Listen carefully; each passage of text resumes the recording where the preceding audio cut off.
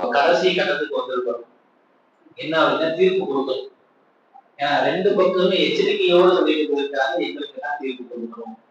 இங்க இபாதத்துக்கு தீர்ப்பு கொடுக்கலன்னா அந்த இபாதத்து இல்லைன்னு நினைச்சிருவாங்க. நீங்க இணையதளத்துக்கு தீர்ப்பு கொடுக்குற அப்படின்னாக்கா உங்க கவிதையுமே படிக்க மாட்டேன்ட்டாங்க.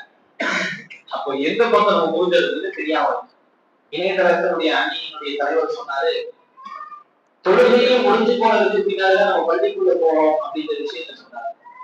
இது சொல்லும் பொழுது ஒரு விஷயத்தை இங்க பதிவு செய்யும். ஒரு பெண்மணி தன்னுடைய கணவர்கிட்ட தொழிலுக்கு போங்க தொழிலுக்கு போங்க தொழிலுக்கு போங்க சொல்லிக்கிட்டே இருந்தாங்க. ரொம்ப அழுத்தம் கொடுத்துட்டே இருந்தனால அவரும் சரி தொழில்தான் பார்ப்போம், எப்படி இருக்குன்னு பார்க்கலாம் அப்படின்னு பள்ளிக்கு சும தொழிலுக்கு வந்திருக்காரு.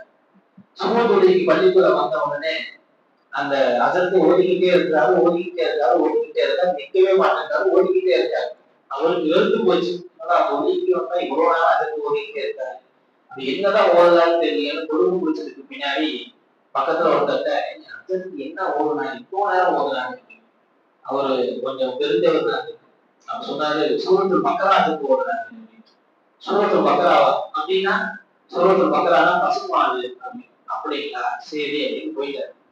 அப்புறம் வேலையெல்லாம் விட்டு வந்த பின்னாடி மனைவி திரும்பி அழுத்திருக்கிறாங்க, தொழிலுக்கு போங்க. அவர் என்ன பண்ணிக்காரு, சடஞ்சிட்டே தொழிலுக்கு வந்திருக்காரு. இப்ப கொஞ்சம் சூதானமாயிட்டார். சூதானமாயி ஒரு சிங்கத்திற்கு போயிட்டு அஜத்துக்கு என்ன ஒரு அஜத்து சூரத்துக்கு கீழ் ஓடி இருக்காரு. சூரத்துக்கு கீழ்னா யானையா, மாடே அவ்வளவு பெருசா இருந்துச்சுன்னா யானை எவ்வளவு பெருசா இருக்கும் அப்படின்னு சொல்லி ஓடுனவர் தான் அவர் சந்தாக்கு தான் உள்ள வந்துச்சு.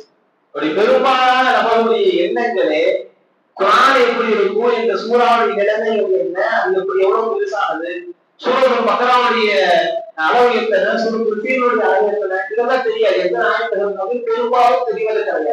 அப்படி எப்படி இந்த சமூகம் இப்படி இபாதத்தை நோக்கி பயணிக்குது அப்படின்னு சொல்றீங்கன்னு சொல்லி நம்மளுடைய வாதங்களை அழகாக வச்சுருப்பான். ஆனா சமூகம் இணைந்த இபாதத்தை நோக்கி பயணிக்கிறதுக்கு நிறைய காரணங்கள் இருக்கலாம். 2011 டைம்ஸ் ஆஃப் த அப்படின்னு சொல்லி ஒரு இதழை மூலியமாக சிறந்த பெண்மணி அப்படின்னு சொல்லி ஒரு பெண்மணி தவக்குள் அந்த பெண்மணிக்கு விருது வழங்கினாங்க. சிறந்த பெண்மணி அவங்க ஹிஜாபோடு நல்ல ஒழுக்கத்தோடு வந்து மேலையில வந்து விருது வாங்குறாங்க. வாங்கிட்டு கீழே இறங்குறவங்க இந்த ஊடகவியாளர்கள் அவங்க கேட்கிறாங்க, என்ன பெரிய சாதனையாளர் நீங்க, எப்படி இந்த புர்கா ஹிஜாபெல்லாம் போட்டுட்டு உங்களால நடக்க முடியுது, எப்படி உங்களால அதிகமா யோசிக்க முடியுது, இந்த பொருட்கள்லாம் பார்த்தீங்கன்னா ஒரு மாதிரியா இருக்கு, அதிகமா யோசிக்க முடியாது, அவர் எப்படி நீங்க விருதான எப்படி வாங்குறீங்க அப்படின்னு சொல்லி கேள்வி கேட்கிறாங்க. என்னோட பொருட்கள் போட்டு நீங்க எப்படி அதிகமா யோசிக்கிறீங்க அப்படின்னு சொல்லி ஒரு உங்களுக்கு புதிய கேள்விகளை ஊடகவியாளர் கேட்கிறாங்க. கேட்கின்ற பொழுது அந்த பெண்மணி சொன்ன வார்த்தை, ஆதி மனிதன் இறைவன் படைச்சான் அல்லவா, படைச்ச அந்த மனுஷனை விடுகின்ற பொழுது அந்த மனிதனை இறைவன் நிர்வாணமாகத்தான் உலகம் சுத்த வச்சான். ஆதி மனிதன் நிர்வாணமாகத்தான் இருந்தான். அப்போ அவனுக்கு அறிவு வளர வளரதான் ஆடைகள் அப்படின்னு உலக கூட்டிகிட்டே போச்சு. அப்ப நான் முழு ஆடை போட்டிருக்கேன் அப்படின்னா நான் அறிவான மார்க்கத்திலிருந்து வந்ததா நான் முழு ஆடை போட்டிருக்கிறேன். நான் ஆதி காலத்து மனிதனாக நான் வாழ்வதாக இருந்தால் அறிவுள்ள ஆடைகளுடன் வந்திருப்பேன். அப்ப என் அறிவுக்கு காரணம் என்னுடைய மார்க்கம் தான் என்று அந்த பெண்மணி சொன்னார். அப்போ இந்த சமூகம் எவ்வளவு தூரம் விவாதத்தை நோக்கி நகருது அப்படின்னு சொல்றோம். அதே போல இன்னைக்கு பெரும்பாலான பகுதிகள்ல நம்ம எம்எஸ்கே போல நிறைய இடங்கள்ல வரலட்சுமி வாங்காமல் திருமணத்தை நடத்தணும்னு சொல்லி நிறைய இளைஞர்கள் முன் வந்து வரலட்சுமி வாங்காமல் திருமணத்தை நடத்துறாங்க. இன்னும் அதையும் தாண்டி ஒரு பணி வேலையை சென்று எதுவுமே வாங்க வரலட்சுமி மட்டுமல்ல உணவை கூட நாங்களே போடுறோம் அப்படின்ற அளவுக்குலாம் இன்னைக்கு சமூகத்துடைய நிலைகள் மாறி விவாதத்தை நோக்கி இந்த சமூகம் நடக்குது. நிறைய இளைஞர்கள் நம்ம பார்க்கலாம். கஷ்டம்தான் தாடி வைக்கணும் அப்படின்னா எனக்கு வயசாகலைங்க அப்படின்ற காலங்கள் இருக்குது. வயசாச்சுன்னா தாடி வச்சுக்கலாம், இப்ப தாடி வச்சு என்ன பண்ண போறோம் அப்படின்னு சொன்ன காலங்கள் மாறி இன்னைக்கு தாடி இல்லாத இளைஞர்களை பார்ப்பது பெரும் ஆச்சரியமான ஒரு விஷயமா இருக்கு. கேட்டா சுண்ணத்தை நாங்கள் நிறையா பார்க்கிறோம். அவ விவாதத்தை நோக்கி இந்த சமூகம் சரியான பாதையில் நடந்துட்டு இருக்கு. அது ஒரு வழியில போயிட்டுதான் இருக்கிறாங்க. விவாதத்தை விட்டுதான் இல்லை, பள்ளிக்கு வரக்கூடிய இளைஞர்களுடைய எண்ணிக்கை விவாதத்தை நோக்கி இந்த அணியுடைய தலைவர் சொல்றது போல நிறைய இளைஞர்கள் பள்ளி பக்கம் வர ஆரம்பிச்சிட்டாங்க. நிறைய பேர் வராங்க, ஈட்டிக்காப்பு இருக்கிறாங்க. வயசானவங்க வீட்டுல இருக்கிற கிடையாதுன்னா போய் அம்சால போய் ஈட்டிக்காப்பு இருங்க அப்படின்னு சொன்ன காலங்கள்லாம் இருந்தது. ஆனா இன்னைக்கு இளைஞர்கள் ஈட்டிக்காப்பு இருக்கிறாங்க அப்படின்னா அப்ப இந்த சமூகம் விவாதத்தை நோக்கி சரியான பாதையில போயிட்டு இருக்கு. அப்ப இணையதளத்தை நோக்கி போலையா அப்படின்னா இணையதளத்தை நோக்கிதான் பெரும்பாலான சமூகம் போயிட்டு இருக்கு. ஏன்னா விவாதத்தை நோக்கி சொன்ன அஜர்த் அவங்களே பாத்தீங்கன்னா கொஞ்ச நாள்ல அது வந்து சேட் ஜிபிடியா அதை கொண்டு வந்து உலக சப்ல நிக்க வச்சுருவாங்க.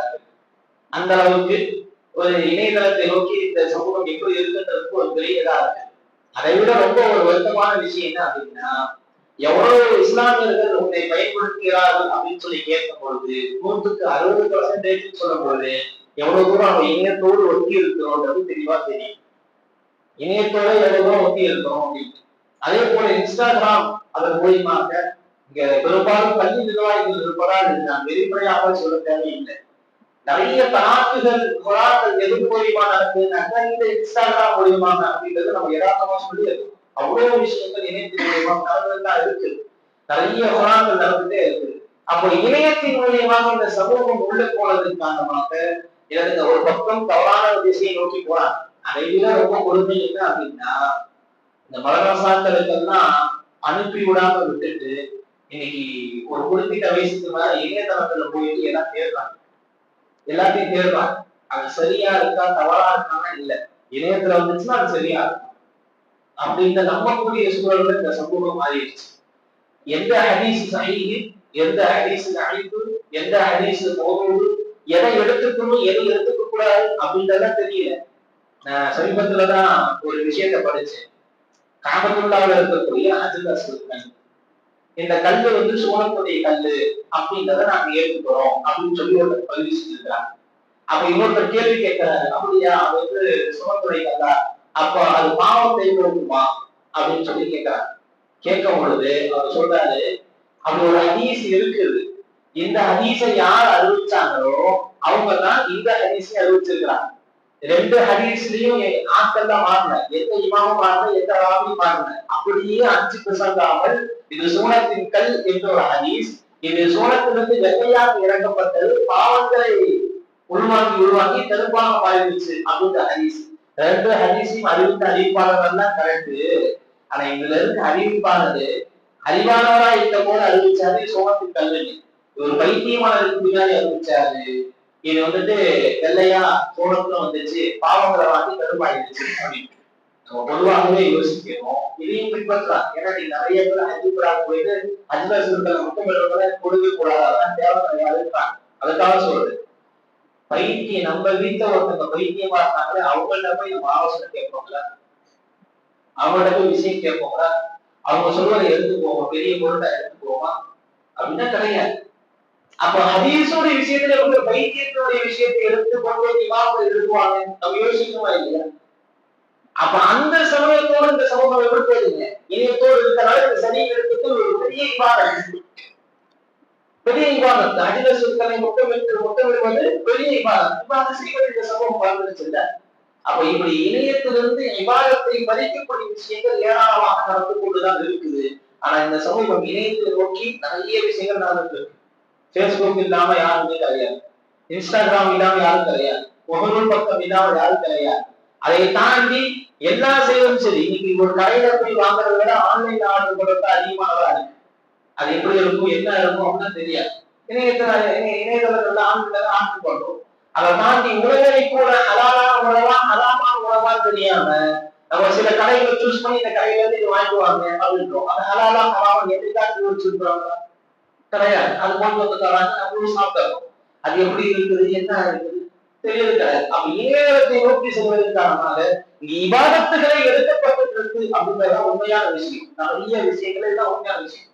அப்ப அதனால தீர்ப்பு கொடுக்கக்கூடிய நேரம் இந்த சமூகம் இணையத்தை நோக்கி பயணிக்கிறதா இபாதத்தை நோக்கி பயணிக்கிறதா அப்படின்னா இரண்டை நோக்கி தான் பயணிக்கிறது. ஆனால் விகிதமாக இணையதளத்தை நோக்கி இந்த சமூகம் பயணிக்கிறது. விவாதத்தை நோக்கி வந்தால் இன்ஷா அல்லாஹ் நம்முடைய வாழ்க்கைகள் சிறப்பும். அல்லாஹ் தஆலா அதற்கு உண்டான நசீபை தருவான் என்று கூறி என்னுடைய தீர்ப்பினை வழங்கிட்டேன். அல்லாஹ் தஆலா அனைவரையும் தருவாராக.